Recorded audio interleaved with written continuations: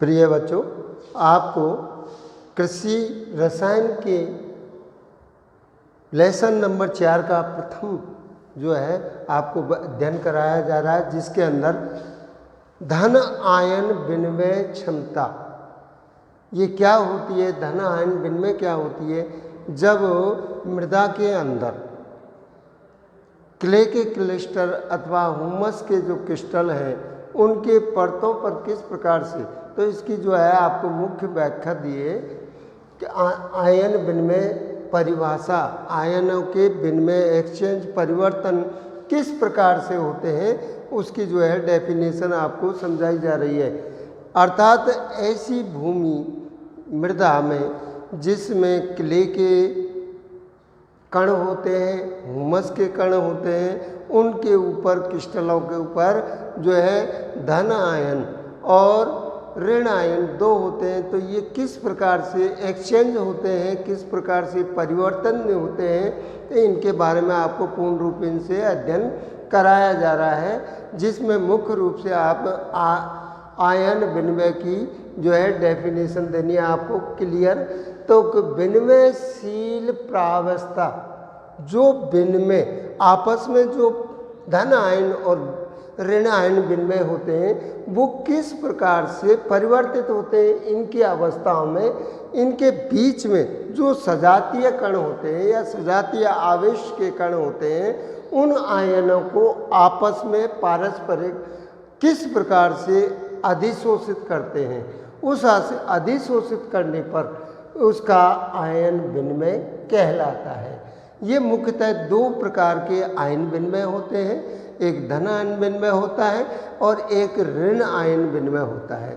तो आपको परिचय जो कराया जाएगा वो धन आयन विनिमय क्या है कि आयन विनिमय जो है एक रिडक्शन अर्थात उत्क्रमणीय प्रक्रिया है, अर्थात बदलते रहते हैं, परिवर्तित होते रहते हैं, जो आपस में एक ही सजातीय के आवेश हों।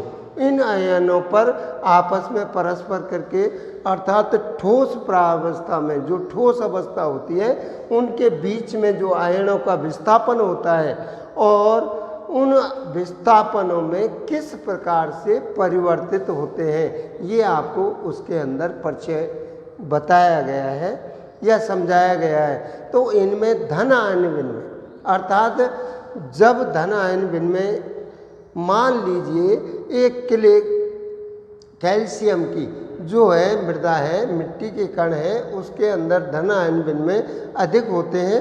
तो जो धन आयन विनिमय होते हैं वे एक पृष्ठ पर खुले हुए रूप से रहते हैं, अर्थात किस प्रकार से, इस प्रकार से धन आयन विनिमय उनके खुले हुए रहते हैं जो पृष्ठों पर पाए जाते हैं।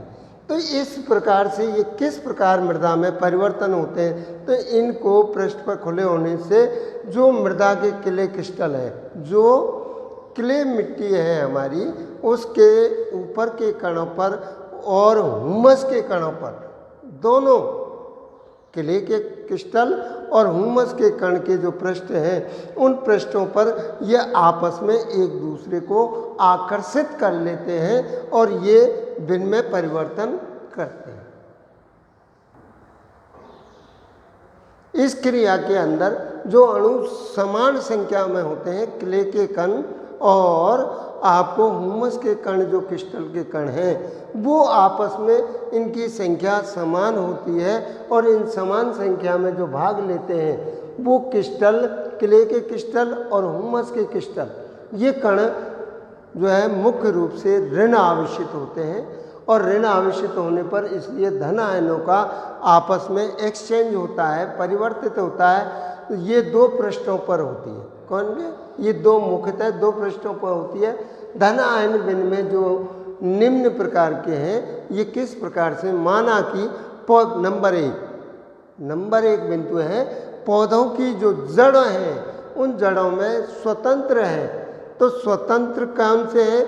मिट्टी के जो क्ले होती है, मिट्टी के कण या क्ले के जो कण होते हैं वो क्रिस्टल स्वतंत्र होते हैं और हुमस के कण जो, अब हुमस आपको पहले बताया जा चुका है कि हुमस है पशुओं के मलमूत्र एवं वनस्पतियों के अवशेषों से जो मृदा में मिलाए जाते हैं उनका जीवांश अथवा बैक्टीरिया के द्वारा जो कण बनते हैं उनको आपस में बॉन्ड करते हैं, तो वो हुमस के कण हैं। इन पर जो है धन आयन होते हैं। नंबर 2, मृदा के विलयन में यदि मिट्टी का जो विलयन है, सॉल्यूशन है, उसमें उपस्थित एवं क्ले के जो कण पाए जाते हैं वो उपस्थित होते हैं, उनमें आपस में धन आयन होते हैं। तीसरा है क्ले के जो क्रिस्टल हैं, जो कण हैं, जो अणु हैं, वो 2 परतों में होते हैं। हुमस के भी 2 परतों में होते हैं और एक क्ले क्रिस्टल परत होती है अथवा एक हुमस की परत होती है। इन कणों में उपस्थित होते हैं, वे धन आयन विनिमय ही होते हैं।